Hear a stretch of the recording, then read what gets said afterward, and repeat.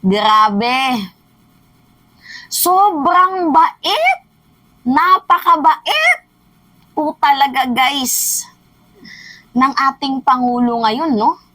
Na kahit paulit-ulit siyang binabastos ni Vice President and DepEd Secretary Sara Duterte, nagawa niya pa ding isipin ang damdamin nito, nagawa niya pang ipagtanggol. Iba talaga yung kabaitan ng ating Pangulo, kaya minsan inaabuso no? So ngayon nga po guys, pinagtanggol ni PBBM itong si Vice President and DepEd Secretary Sara Duterte sa pananahimik dito sa issue ng West Philippine Sea. Calling the attention of our Vice President and DepEd Secretary na sana mararapat lamang na mag-isip ka mararapat lamang na itatak mo sa kokote mo ang salitang mag-isip ka sa mga hakbanging ginagawa mo sa ating Pangulo. Napaka-pure po guys ng intention ni PBBM sa kanya. Napakataas pa rin po guys ng respeto sa kanya. Tingnan nyo guys meron akong ipaparinig na video at ipapabasa na script na lines na hindi ako sumasang-ayon sa ating Pangulo, pero nandito guys, naiintindihan ko yung intention ni President Marcos. Pero PBBM, please lang, mag-ingat ka sa ginagawa mong moves. Mag-ingat ka. Kasi minsan, kung sino pa yung inaangat mo, ginagawan mo ng mabuti, tinutulungan mo, nakikita mo naman, di ba, kung ano yung ginagawa sa'yo? Inaabuso ka na nila. Kagaya ni Sara Duterte, uma-attend dito sa demolition job and black propaganda para sa'yo. Mantakin mo itong si Inday uma-attend sa Hakbang Maisog Prayer Rally, which is ano yung napapaloob sa Hakbang Maisog Prayer Rally, ano yung viewpoint, ano yung message ng Hakbang Maisog, kundi Marcos resign. Tapos nakikiisa itong si Inday, tapos ipagtatanggol mo pa, PBBM? Bakit naman ganun? Pero choice ni PBBM na ilaglag itong si Inday, pero hindi niya ginawa. Hindi niya ginawa, guys.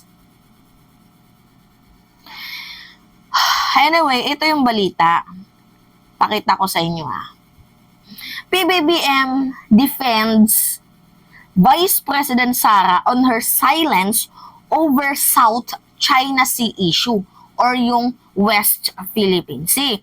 Alam nyo naman kasi guys na itong ating DepEd Secretary o Vice President ay talagang napakatahimik po sa issue ng West Philippine Sea. Napansin nyo ba guys, sa West Philippine Sea issue lang siya tahimik, pero madami siyang mga bagay-bagay na pinapasok na kahit hindi naman po trabaho ng OBP, pinapasok niya. Una na dito, yung ICC, 'di ba? Nakikialam. Pangalawa dito, guys, yung sa kay Kibuloy. 'Di ba? Pansin nyo, hindi naman po trabaho ng Vice President na ipagtanggol itong si Kibuloy dahil hindi niya naman po ito abogado. Hindi siya abogado nito, pero meron siyang pa-statement.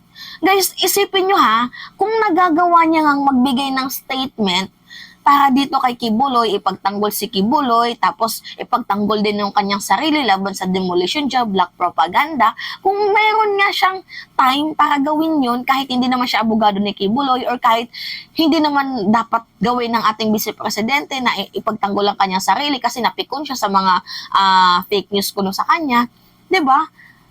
Bakit dito sa West Philippine Sea, ni kahit 1 minute, hindi mo mapaglaanan ng oras? Yan guys, yung pinagtataka ko ngayon. Anyway guys, sa nangyaring pananahimik ni Vice President and DepEd Secretary Sara Duterte dito sa issue nga po guys ng West Philippine Sea, nakakuha siya guys ng mga negative comment. Nakakuha siya guys ng sandamakmak na pambabash kasi isipin nyo binubuli ng bansang Pilipinas. hinaharas na tayo. Nananatiling tahimik po guys sa issue itong si Sara Duterte dito sa West Philippine Sea issue na kung iisipin guys masakit talaga sa puso ng mamamayang Pilipino yon. Lalo pat yung mga nakaraang vice-presidente, meron pong comment about sa pagkondena nila sa ginagawang pambubuli sa atin ng China. Kasi guys, ang nagiging mukha po guys ni Sara Duterte sa kanyang pananahimik sa West Philippine Sea issue is parang okay lang sa kanya. 'Di ba? Na winawater cannon tayo, na binubuli tayo, na parang hinahayaan niya lang. So yun ba guys yung may pagmamahal sa ating bayan? Yan ba yung may slogan na mahalin natin ang bayang Pilipinas? Kasi guys, lagi nilang depensa. Hindi ko naman trabaho yan. Kasi OVP ako. Diba? Vice President ako and Deputy Secretary ako. Hindi ko trabaho yan. Hindi naman ako yung Chief Architect ng Foreign Policy. Hindi rin naman ako yung kabinete ng Department of Foreign Affairs. Hindi din naman ako Secretary ng National Defense. So bakit ako magko-comment? Diba? Hindi trabaho daw yun guys ng isang VP at ng isang Deputy Secretary. Well, ito guys, nagsalita na ngayon si PBBM. Ano yung sabi niya? President Marcos on Friday defended Vice President Sara Duterte on her supposed silence over the South China Sea issue, as he assured that the Filipino people that they are on the same page in dealing with China and its agenda. So, sabi dito ni PBBM sa kanyang statement doon sa Washington DC, Marcos said, Vice President is part of the government. Parte daw po guys ng gobyerno itong si Sara. But, hindi daw po yun role. It is not her role or position as a education secretary, quote and quote guys yung word na education secretary, to talk about China. I bet to disagree sa statement ni PBBM. Kasi, hindi niya na guys binanggit yung trabaho ni Inday bilang VP. Trabaho po guys ng ating VP na tulungan ang ating presidente. Although sabihin na lang natin, kasi guys yung word na binanggit ni PBBM, hindi daw po guys trabaho ng Department of Education na mag-comment dito sa West Philippine Sea issue. So, Department Secretary Education lang yung kanyang mention. Pero yung pagiging OVP, hindi na po guys mention ni PBBM. See, nakita mo Inday kung gaano kalalim ang sakripisyo na binigay sa'yo ni PBBM? Ha? See, Inday? Ha? Nakikita mo yan, Sara? VP? Kung gaano kalalim ang sakripisyo, kung gaano kalalim ang pagmamahal sa'yo ni PBBM, tapos yun lang yung igaganti mo ngayon na mayroon kayong prayer rally na naman, tapos sasabihin nyo 100,000 yung a-attend. Yun ba? Yun ba yung ganti mo sa ating Pangulo despite na ginawan kanya ng mabuti? Ha? Yan ba ang ganti mo? Yan nakalagay dito hindi po guys trabaho or hindi po yan posisyon ng isang education secretary.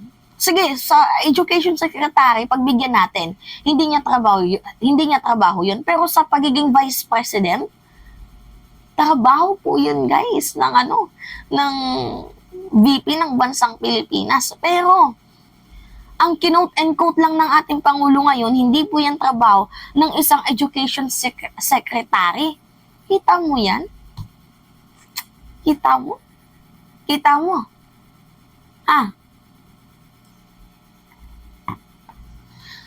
So I think we are all in line because I'm very sure that if Inday Sara had some very serious misgiving about what we are doing in terms of foreign policies, she would bring to me.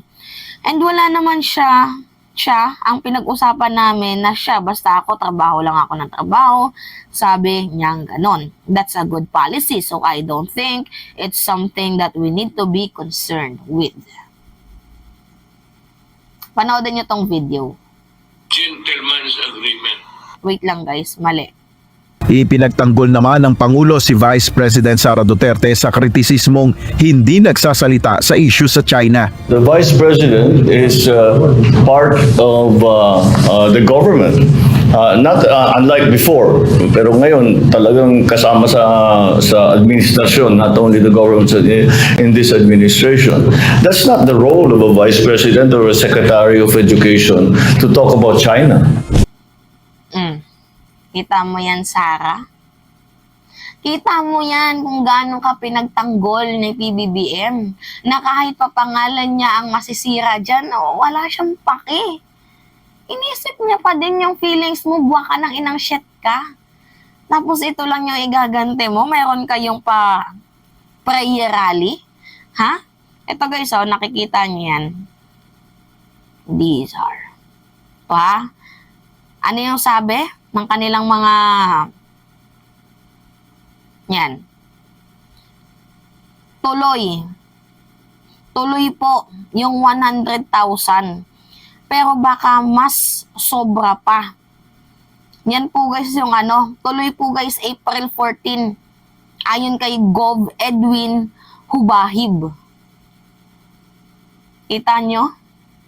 Ngayon po guys, 14. Anyway, birthday pala ng mama ko ngayon. Batiin nyo naman guys ng happy birthday yung mama ko. Birthday ngayon ng mama ko, April 14. Anyway, April 14, tuloy po guys ang prayer rally nila. Hindi mo man lang masabihan yung mga supporters mo, Inday? Ito ba yung igaganti mo sa ating presidente, sa ating pangulo ngayon, nang kahit ginawan ka niya ng mabuti? Ha? Yan ba yung ganti mo? Ha? Yan yung ganti mo sa ating presidente? Diba? Anyway, yun lamang ho guys, at it's me again, si Mima Alicia Nyot, nagbabalik ulit para sa ating panibagong video.